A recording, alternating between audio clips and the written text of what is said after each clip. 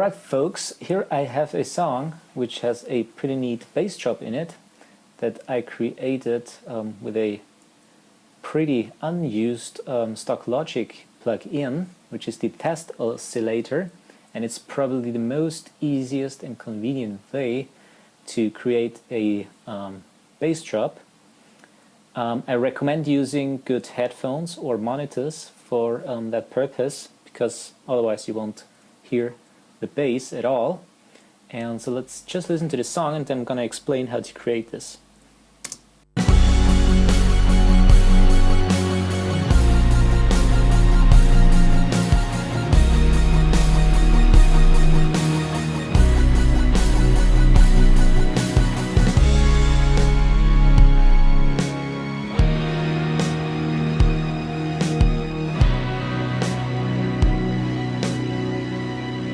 Now you hear a little bit better.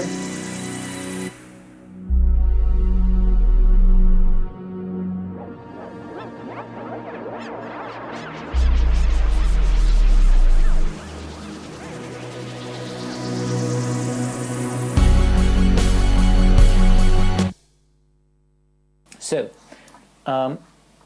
this is basically just a sine wave that gets a sweep from 70 or 60 hertz down to 30 or 20 or whatever you like. So what you basically do is you create a track, which I have now here. Gonna solo mute all the other tracks for that, just to hear it a little bit better. And I have here a track that I call Bass Drop Trigger, where I have the test oscillator plugin. And what I have in this plugin here selected is nothing from the above here, like the waveform or the frequency. We're just gonna need here the sine sweep. So you have a start frequency and the end frequency, and you can adjust the time, and if it's a continuous sweep or a single sweep. And we want a single sweep here. We want the start frequency, depends now on the song where the kick and the bass is. I selected here now just 68 hertz, and I want the end frequency. This again depends on the monitors you have. Pretty much won't hear anything below 20 hertz to 0 hertz. So a good starting point here for the end frequency is 30 or 25 hertz. And the time is the moment that the sweep takes from the start frequency to the end frequency. If it's a faster song, you probably have a little bit a faster time, and for this song 2.5 seconds is pretty good and sounds quite nice. So that's that thing. And now you want a second track for that, where you can record this sine sweep. So on the first track where the test oscillator is, you want to route the whole track to a bus. You can take whatever bus you have free. For example, I use bus 8, which is an aux track. And on the second track that you create, that I call the bass drop record, you want the input the exact same bus that you have selected on the output of the prior track. So again, bus 8 is the input, and now this track you can route to whatever outputs you want to have. Like if you have just a typical normal stereo monitoring section of track 1, output 1 and 2, and for example I have it on output 5 because I use an analog console for mixing, so that's pretty subjective.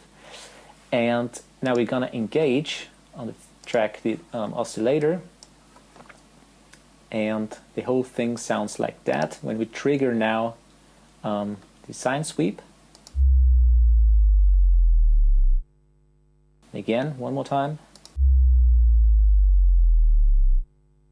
So I think you probably heard this on multiple hip-hop or EDM records. And now you're going to record this on the second track, so you're going to hit record here on the bass drop, and all we do is now hit record, So we have now a recording going on, and now I hit the trigger.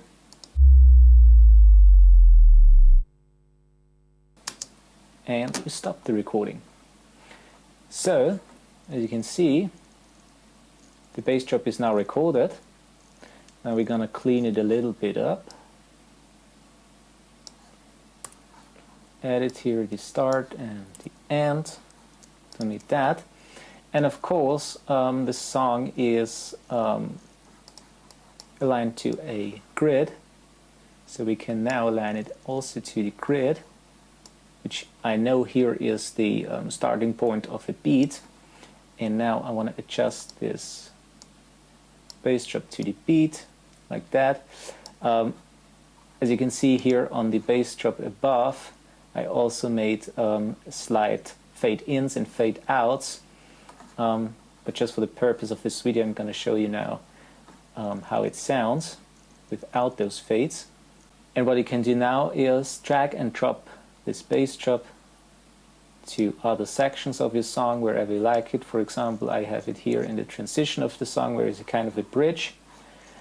Okay, now and let's listen to the bass drop again if it is aligned to the grid.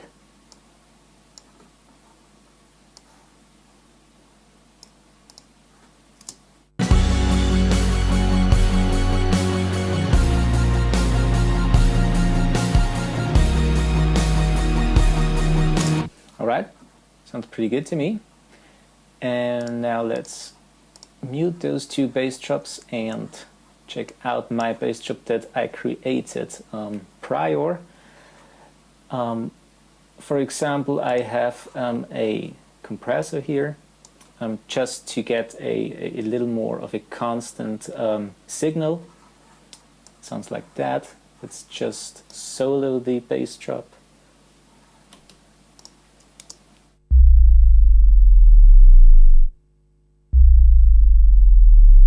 So as you can see, from start and beginning, -3 dB of gain reduction. And what I have also here is the Waves Low Air plugin.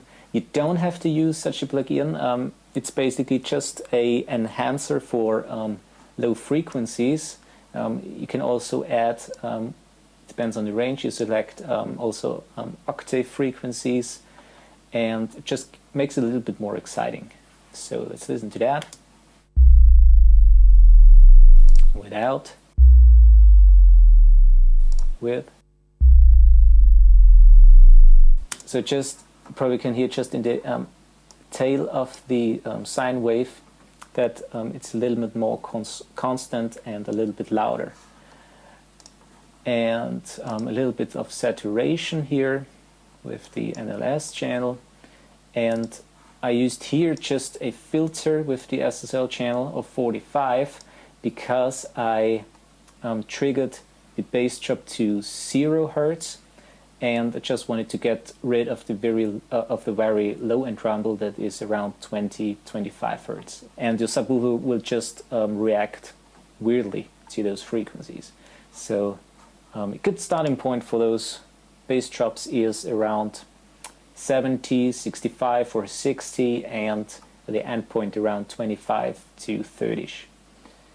Okay, so let's listen now to the end here again, which sounds pretty neat here. Let's engage everything again.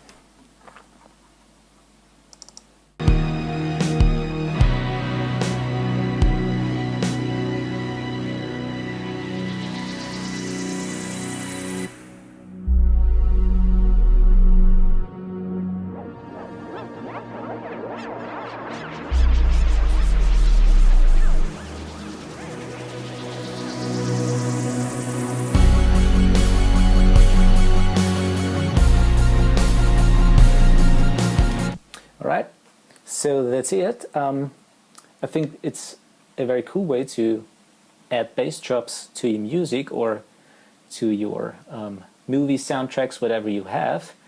And thanks for watching. Please subscribe and see you in a next video.